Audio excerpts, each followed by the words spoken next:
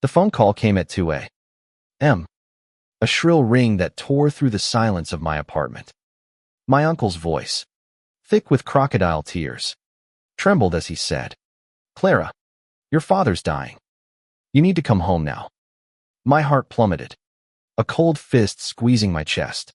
But something in his tone, a rehearsed edge, sparked a flicker of doubt that would soon ignite my rage. I hadn't spoken to my family in 3 years. Not since I walked away from their toxic web of lies, manipulation, and greed. Growing up, I was the black sheep of the Harper clan, the one who dared to dream beyond their small-town empire of car dealerships and shady real estate deals. My father, Richard, was the patriarch, a man whose charm masked a ruthless hunger for control. My Uncle Tom, Aunt Linda, and Cousin Greg orbited him like vultures, always scheming, always wanting more. When I left at 25, cutting ties to pursue a career as a freelance journalist in Chicago, they called me ungrateful, a traitor. I called it survival. The news of Dad's supposed illness hit like a freight train. Despite everything, he was still my father. I booked the first flight to Ohio, my mind a storm of guilt and fear. Had I been too harsh? Should I have tried harder to mend things? The doubt gnawed at me as the plane descended into Cleveland, the city lights blurring through my tears. When I arrived at the family Estatia sprawling mansion funded by decades of questionable deals, Uncle Tom greeted me at the door, his face a mask of sorrow. "Clara, thank God you're here," he said, pulling me into a hug that felt more like a trap. Inside, the air was heavy with the scent of lilies and antiseptic, a staged scene of mourning. Aunt Linda sat by Dad's bedside, dabbing her eyes with a tissue, while Greg hovered nearby, his phone never leaving his hand. Dad lay in a hospital bed they'd set up in the living room, his face pale, eyes closed. He looked frail, a shadow of the towering man I remembered. My stomach twisted. "He doesn't have long," Linda whispered, her voice breaking. "The cancer's spread too far." She handed me a stack of papers, legal documents. She said, "To settle his estate. He wants you to sign these, Clara, to make things right before he goes." I took the papers, my hands trembling. Something felt off.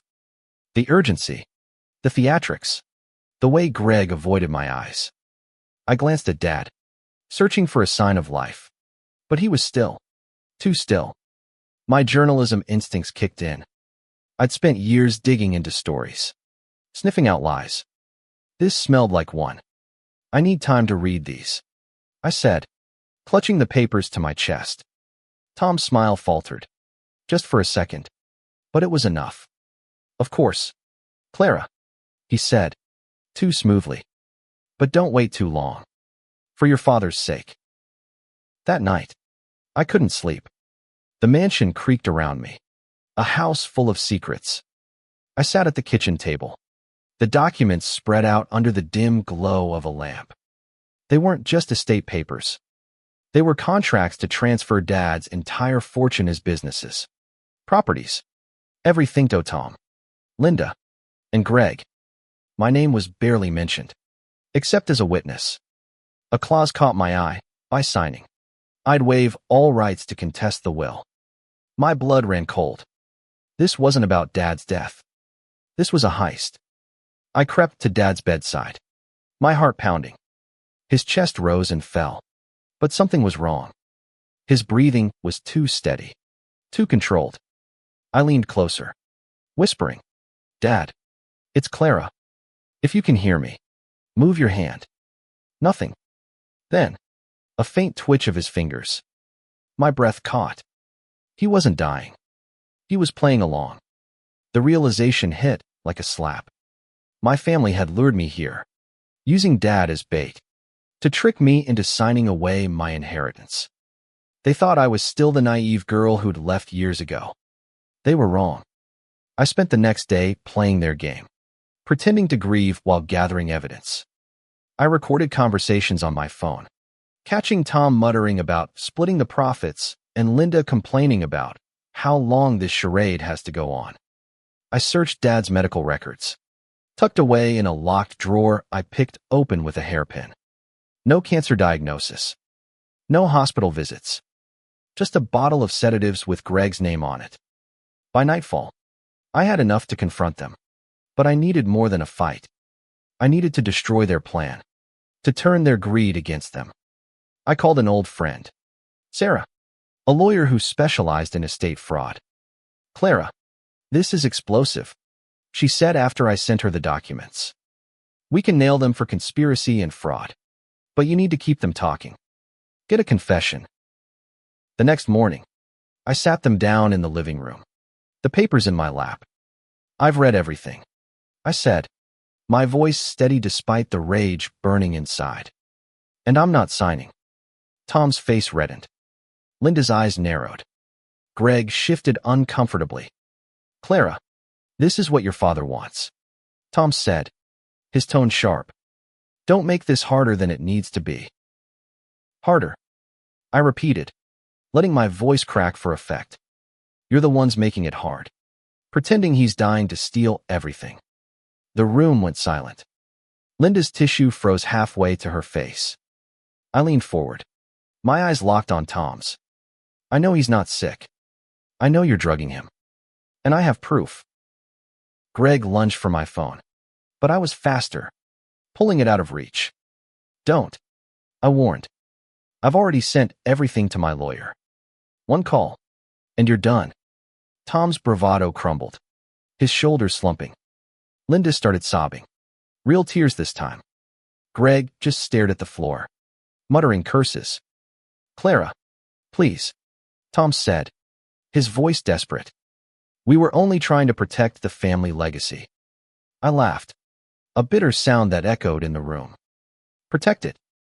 You were stealing it. From me. From Dad. From each other. I stood, towering over them, the weight of years of betrayal fueling my words. Here's what's going to happen. You're going to confess everything in record. Or I go to the police. And you lose it all. They hesitated. But the fear in their eyes told me I'd won. They thought they could trap me. They didn't know I'd been ascendancy, 1,000 words. Be the one to break them. I wanted justice. Not just for me, but for the truth. For the father I'd thought I'd lost. The sting of their betrayal still burned. But it was fuel now, sharpening my resolve. I set up a hidden camera in the living room. A tiny device I'd bought in Chicago for undercover work. It was motion-activated, blending into the ornate decor of the Harper mansion. My plan was simple but ruthless. Get them to confess. Capture it on video. And use it to dismantle their scheme. Sarah had coached me on the legalities. Ohio law allowed single-party consent for recordings. And I was determined to make every word count. The next day, I called a family meeting, claiming I'd reconsidered signing the papers. Tom, Linda, and Greg filed into the room, their faces a mix of hope and suspicion. Dad was still in his bed. Sedated but stable-eyed, checked his vitals myself, confirming he was healthy, just drugged into compliance. The sight of him, used as a pawn in their game, made my stomach churn, but I kept my expression neutral, playing the grieving daughter they expected. I've been thinking. I began, sitting at the head of the table, the documents stacked neatly before me. Maybe you're right. Maybe this is about keeping the family together. Tom's eyes lit up, greedy and unguarded. Linda nodded. Her tears conveniently dry today. Greg leaned back, smirking, thinking they'd won me over. I let them believe it, letting the silence stretch, drawing them out. It's just hard, I said, my voice soft, trembling for effect. Dad's dying, and all this paperwork feels so final. Why does it have to be so complicated? I flipped through the pages, feigning confusion. These transfers, why are they all in your names? What's in it for me? Tom leaned forward, his salesman instincts kicking in. Clara, it's about securing the legacy. You'll get your share. Don't worry. We just need to streamline things to avoid taxes. Legal battles. His voice was smooth, practiced, But I caught the glance he shot Linda's signal to back him up. Exactly. Linda chimed in. Too quickly. It's what Richard wants. He told us you'd understand. That you'd want to honor his wishes. Her words were rehearsed. But her hands twisted nervously in her lap. Greg. Less subtle. Snorted. Come on. Clara. You've been gone for years. You don't even care about the business. Sign it. And we'll cut you in later. Cut me in. I pressed, leaning forward, letting a hint of anger slip through. What does that mean? I'm his daughter. Why am I signing away my rights? The room tensed. Tom's jaw tightened, and Linda's eyes darted to him for rescue. Greg, predictably, took the bait. Because you're not part of this anymore. He snapped, slamming his hand on the table. You left us. Clara, you don't get to waltz back in and claim what we've built. Dad's out of it, and we're protecting what's ours. His words were a gift, raw and unfiltered, the camera catching every syllable. Protecting. I shot back, standing now, my voice rising. You're drugging him. You faked his illness to trick me into giving up my inheritance. That's not protection, it's theft. The accusation hung in the air, heavy and undeniable. Linda gasped, her hand flying to her mouth. Tom's face paled, but he tried to recover, standing to match me. That's ridiculous, he said, but his voice shook. We'd never hurt Richard. He's family. The lie was weak, and I pounced. Then why the sedatives in Greg's name? I pulled the pill bottle from my pocket, tossing it onto the table. It landed with a clatter, the label glaring up at them. Greg froze, his smirk gone. Linda started to speak, then stopped, her eyes wide with panic. Tom's hands clenched into fists, but he said nothing. The silence was their confession, and the camera had it all. I didn't stop there. I laid out everything: the fake medical records, the overheard conversations, the contracts designed to cut me out. You thought I'd sign and disappear, I said, my voice low, cutting. You thought I was weak. But I'm not the one who's finished here. I walked out, leaving them stunned, the camera still rolling as they began to argue among themselves, their voices rising, incriminating each other in their panic. By evening, I was at Sarah's office, uploading the footage. She watched it twice, her jaw tight.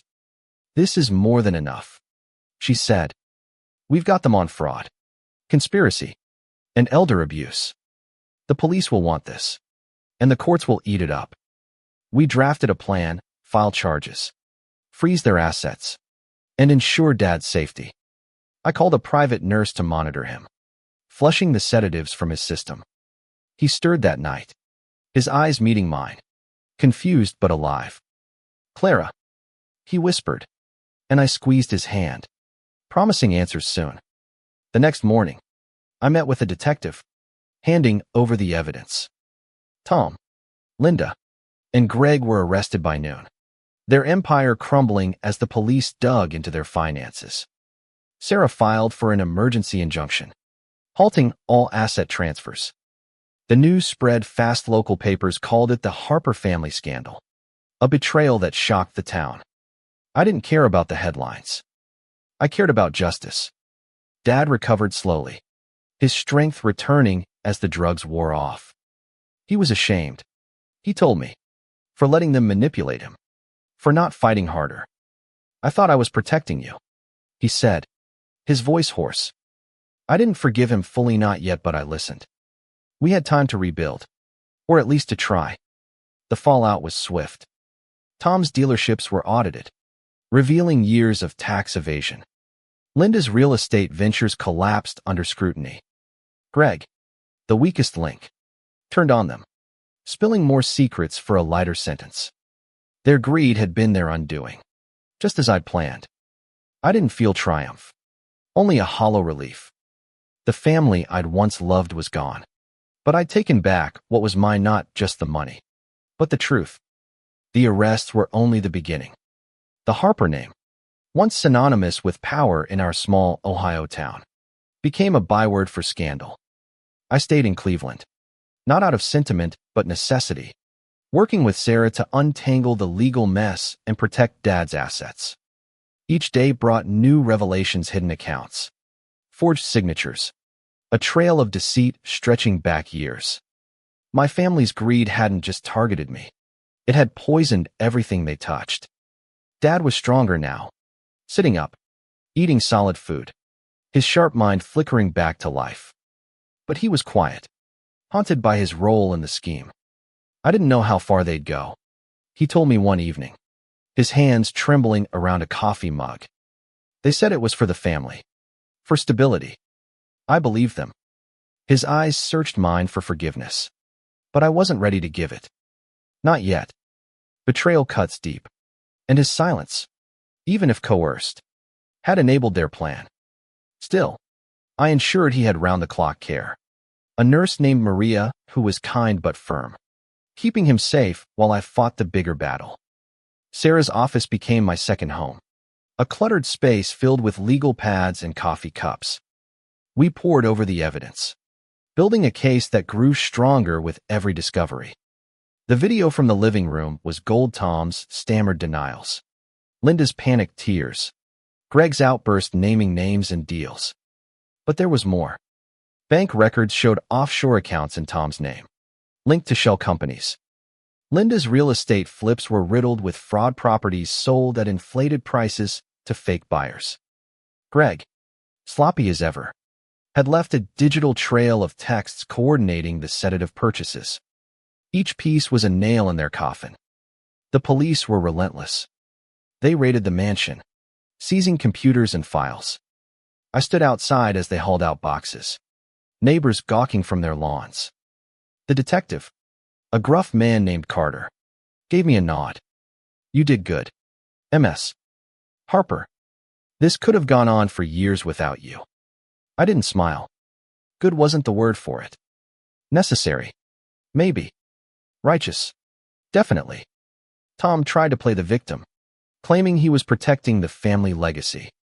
His lawyer argued coercion, painting Dad as the mastermind. It didn't stick. The sedatives and forged medical records were too damning.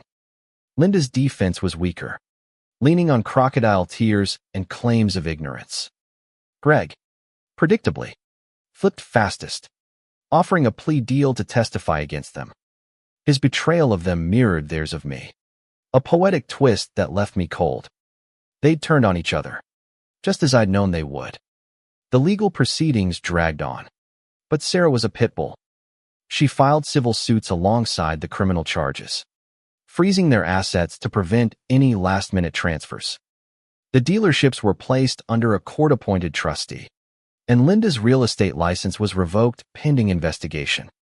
The empire they'd built on lies was unraveling, thread by thread. Dad's recovery was my anchor. He started walking, short laps around the garden, Maria at his side. One afternoon, he stopped by the old oak tree where I'd carved my initials as a kid.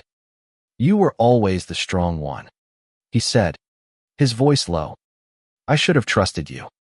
I wanted to snap back, to ask why he hadn't, but the words caught in my throat.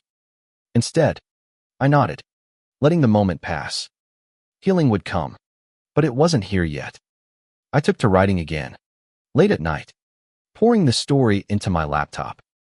Not for publication, not yet, but to make sense of it. The betrayal, the lies, the way greed had hollowed out my family.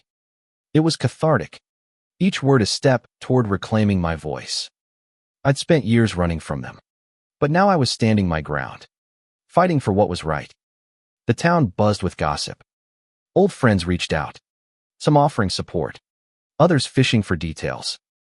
I kept my circle small. Sarah, Maria, a few trusted colleagues from Chicago. The rest could read about it in the papers. The headlines were brutal. Harper family fraud exposed. Local tycoon drugged by own kin. I didn't read them. I didn't need to. I'd lived it. By the end of the week, the case was airtight. Sarah filed for a conservatorship to protect Dad's interests, ensuring he'd have control of his assets once he was deemed fit. The courts moved fast. thanks to the public outcry. Tom, Linda, and Greg faced charges that could land them years in prison: fraud, conspiracy, elder abuse. Bail was set high, and they stayed behind bars. Their wealth useless now. I visited Dad daily, watching him reclaim pieces of himself. He asked about my life in Chicago, my work, my dreams. For the first time, he listened. It wasn't enough to erase the past, but it was a start. The mansion, once a symbol of their greed, felt quieter now, less oppressive. I walked its halls, remembering the girl I'd been, the woman I'd become. They'd tried to trap me, but I'd turned their game against them. Their greed was their downfall, and I was the one who'd made sure of it. The courtroom was a sterile box of white walls and wooden benches, but the air crackled with tension. I sat in the front row, my hands clasped tightly, as the preliminary hearing began. Tom, Linda, and Greg sat across the room, flanked by their lawyers, their faces a mix of defiance and dread. Dad wasn't there. Sarah and I had agreed. He was too fragile for the public spectacle, but Maria sent me updates on his condition, stronger every day, asking for me.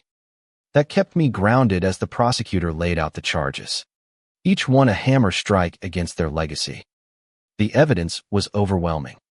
The video I'd recorded played on a screen, their voices filling the room. Tom's excuses, Linda's stuttering, Greg's angry admissions. The judge, a stern woman with gray streaks in her hair, watched without expression. But the jurors' faces told the story: shock, disgust, betrayal. My family's greed was on full display, and no amount of legal spin could hide it. Sarah leaned over, whispering, "We've got them." I nodded, but my chest was tight. This wasn't victory, it was justice, cold and necessary. Tom's lawyer tried to shift blame, claiming Dad had orchestrated the scheme. But the medical records, or lack thereof, shredded that defense. The sedatives, traced to Greg's prescription, were the final nail. Linda's attorney argued she was a bystander, manipulated by her brother and son. But her signatures on fraudulent property deals told a different story. Greg's plea deal made him the prosecution's star witness, and he was already spilling details: dates, deals, secret meetings. His betrayal of them was almost poetic, but it left a bitter taste. They'd all turned on each other, just as they'd turned on me. Outside the courthouse, reporters swarmed, microphones thrusting forward like weapons. I slipped out a side door, avoiding their questions. The story was national now, a juicy tale of family betrayal and greed. I didn't care about the headlines. I cared about Dad, about making sure he'd never be used again. Sarah fielded the press, her voice calm but firm. Clara Harper uncovered a grave injustice. She's the hero here. I didn't feel like a hero. I felt like a daughter who'd had to fight her own blood to save her father. Back at the mansion, Dad was sitting in the garden when I arrived. He looked older but clearer, the fog of sedatives gone. "Clara," he said, standing to hug me, his arms surprisingly strong. "I'm so sorry." The words hit hard, cracking the wall I'd built around my heart. I hugged him back, but my voice stayed silent. Forgiveness was a process, not a moment. That night, I worked on my writing again, the story pouring out faster now. It wasn't just about the fraud, it was about trust, broken and rebuilt. About the girl who'd left this town, thinking she'd escaped, only to return and face the truth. Each word felt like a step toward healing, not just for me, but for Dad. He'd started reading my old articles, ones I'd sent him years ago that he'd never opened. "You're good," he said one evening, his voice thick with pride. I didn't know how to respond, so I just nodded, the weight of his words settling in. The legal battle intensified. Sarah uncovered more offshore accounts linked to Tom, shell companies tied to Linda, even a slush fund Greg had dipped into for personal expenses. The prosecution added money laundering to the charges, and the town reeled. The Harper name, once a badge of pride, was now a cautionary tale. Businesses pulled away, contracts dissolved, and the mansion's upkeep became a question mark. I didn't care about the money. I cared about making sure they couldn't hurt anyone else. Dad started therapy, at Maria's suggestion, to process the manipulation he'd endured. I joined him for a session, sitting stiffly as he spoke about guilt, about failing me as a father. I let them control me, he said, his voice breaking. I should have fought for you. The therapist, a kind woman with a notepad, guided us through it. But the real work was ours. We talked more that week than we had in years. Small steps towards something new. The community watched, divided. Some saw me as a whistleblower, others as a traitor to the family name. Old classmates sent messages, some supportive, others accusing me of airing dirty laundry. I ignored them, focusing on the next steps, ensuring Dad's assets were secure, his health stable, his future safe. Sarah pushed for a full audit of the family businesses, uncovering decades of shady deals. Each revelation was another blow to their legacy, another reason I'd been right to fight. By the week's end, the case was set for trial, but the evidence was so damning that plea deals were already in discussion. Tom and Linda faced years behind bars. Greg might get less, but his reputation was ruined. I walked the mansion's halls at night, the silence heavy with ghosts of what was and what might have been. They'd tried to trap me, but their greed had trapped them instead. I'd used it, turned it against them, and now I was free not just from their lies, but from the weight of their expectations. The trial loomed like a storm on the horizon, but the pre-trial hearings were already a reckoning. I sat in the courtroom, my jaw tight, as Sarah presented our case with surgical precision.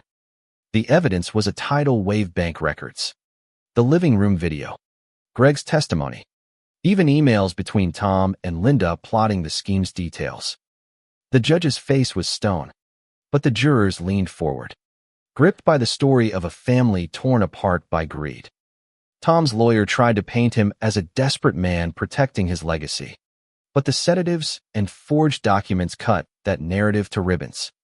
Linda's defense leaned on her supposed ignorance, but her signatures on fraudulent deals were undeniable. Greg, already pleading guilty, sat apart, his eyes downcast, a traitor to both sides. Outside, the media frenzy grew. Reporters camped outside the courthouse, shouting questions about the Harper betrayal. I avoided them, slipping through back exits, my focus on Dad and the future.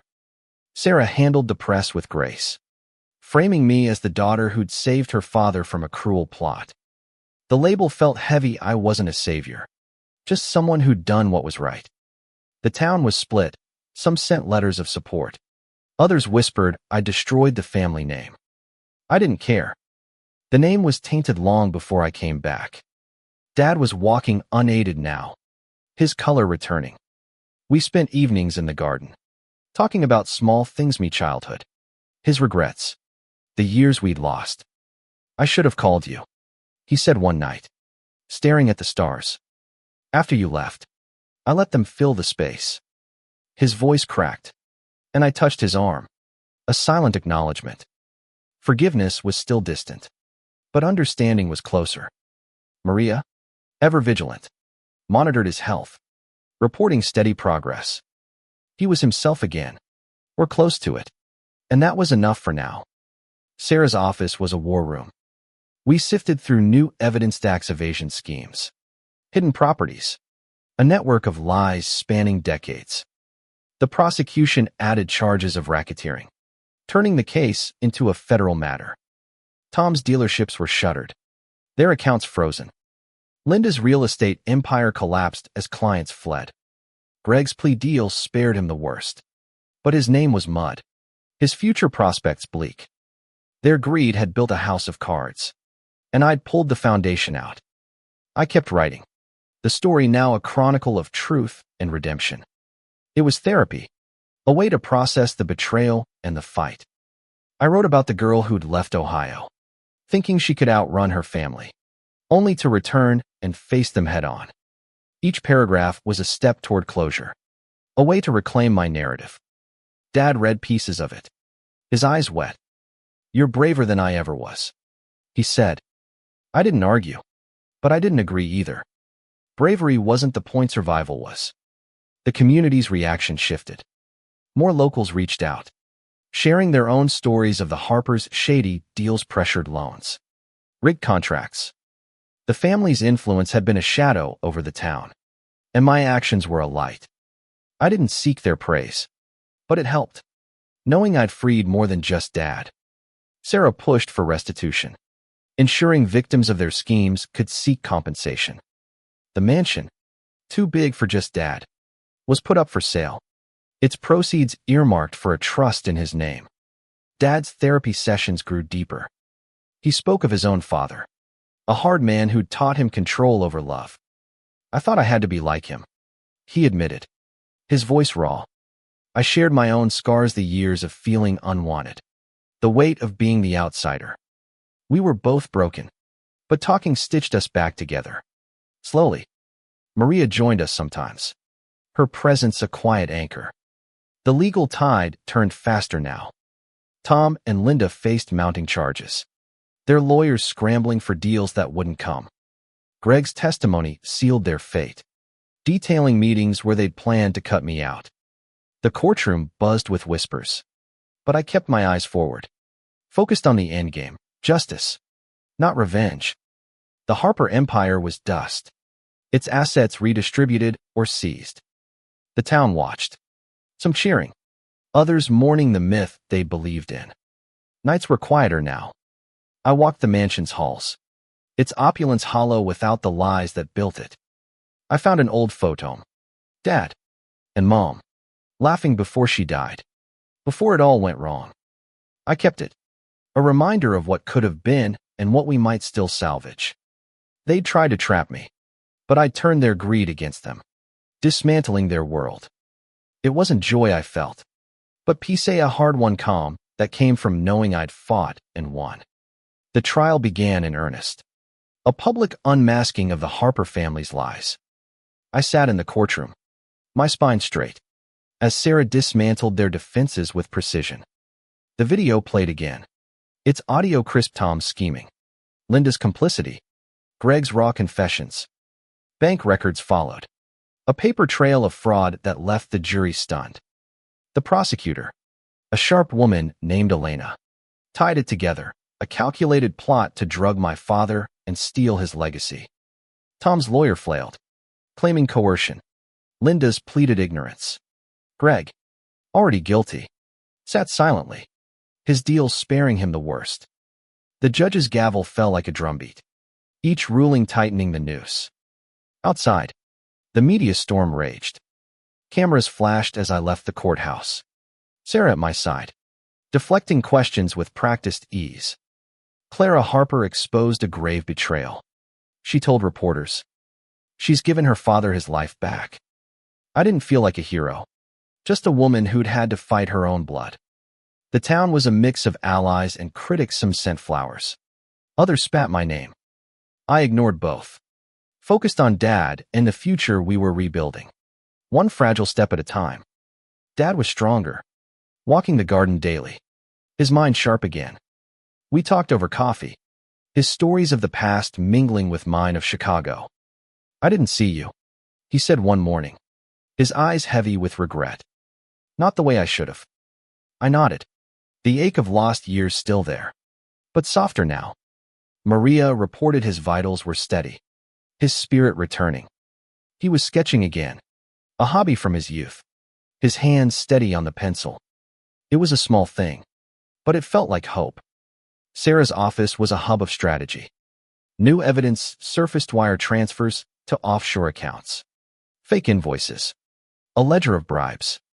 The prosecution added corruption charges, painting the Harpers as a criminal enterprise. Tom's dealerships were liquidated, their profits seized. Linda's properties were foreclosed, her name blacklisted.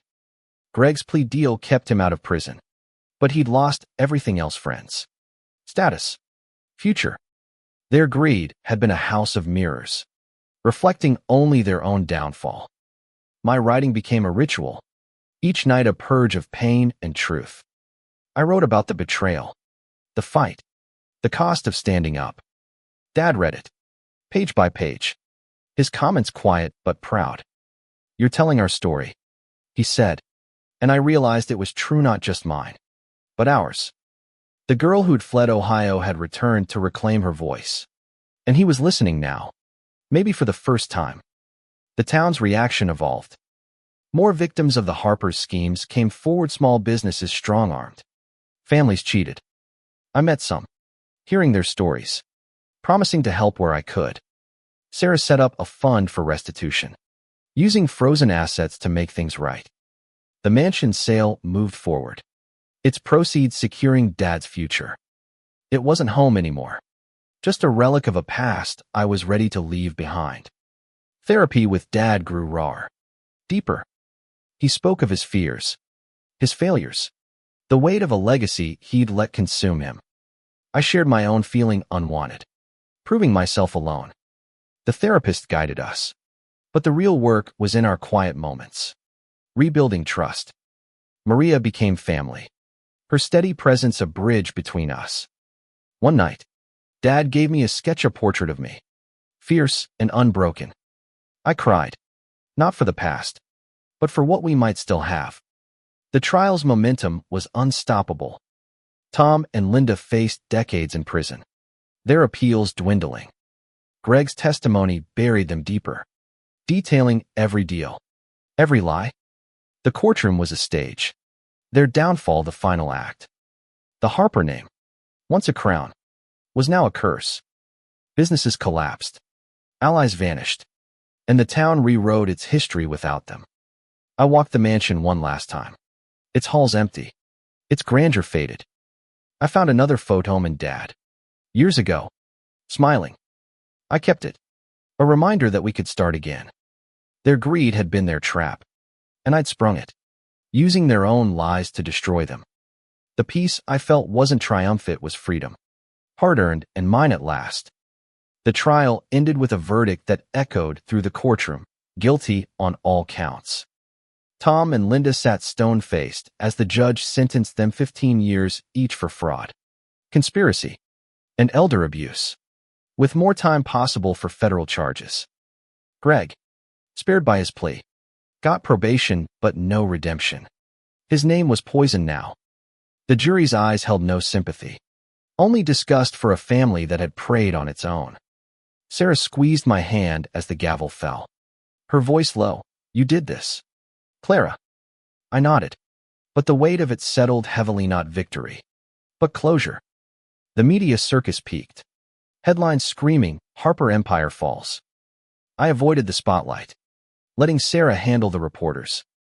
Clara Harper saved her father and exposed a legacy of greed, she said, her words steady. I didn't feel like a savior, just a daughter who'd fought for what was right. The town was divided. Some called me a hero, others a betrayer. I let their words pass, my focus on Dad and the life we were piecing together. Dad was himself again, stronger, his laughter returning. We spent mornings in the garden, talking about everything: me work, his sketches, the years we'd lost. "I failed you," he said one day, his voice cracking. "But I see you now." I hugged him, the gap between us narrowing. Maria, ever present, smiled as she checked his vitals, her role now more friend than nurse. He gave me another sketch of family portrait, imagined, with Mom included. It broke me open, but in a good way, like sunlight through a crack. The legal fallout was total. The Harper businesses were gone, dealerships sold, properties seized, accounts drained for restitution. Sarah's team ensured every victim got a share, a small justice for years of deceit. The mansion sold quickly, its proceeds funding Dad's trust. I didn't mourn it. It was a monument to their lies, not my home. The town rewrote its story, the Harper name now a warning, not a legacy. My writing was nearly done, a manuscript that held our truth: betrayal, fight, redemption. Dad read every chapter, his notes in the margins full of pride and regret. "This is us," he said, and I knew he meant the healing, not just the pain. I was sending it to publishers soon, Not for fame, but for closure. A way to own the narrative they'd tried to steal. The community's wounds were healing too. I met more victim shopkeepers. Families. Neighbors cheated by the Harpers' schemes. I listened, promised support, and followed through, using my share of the trust to help. Sarah's fund grew. A lifeline for those they'd hurt. Dad joined me at one meeting. His presence quiet but powerful. A sign he was back and accountable. Our therapy sessions were less raw now. More hopeful. We talked about Mom. About love and mistakes. About building something new. Dad spoke of rebuilding trust. Not just with me, but with himself. I shared my fears of losing him again. And we cried together. Maria nearby with tissues and a smile. The scars were there. But they were fading. Replaced by something stronger. The Harpers' world was ashes. Tom and Linda, locked away, would never rebuild. Greg slunk off. A pariah with no future. Their greed had been their architect, designing their fall. I'd used it, turned their lies into a weapon, and brought them down. The town moved on. And so did I. Walking with Dad through the garden. A photo of us tucked in my pocket. I stood in the empty mansion one final night. Its hall silent. The ghost gone. I wasn't the girl who'd left or the woman who'd returned. I was both. And more. They'd tried to trap me. But I trapped them. Their own greed the key. The peace I felt was mine. Earned through fire. And I carried it forward. Dad at my side. Our future unwritten, but ours.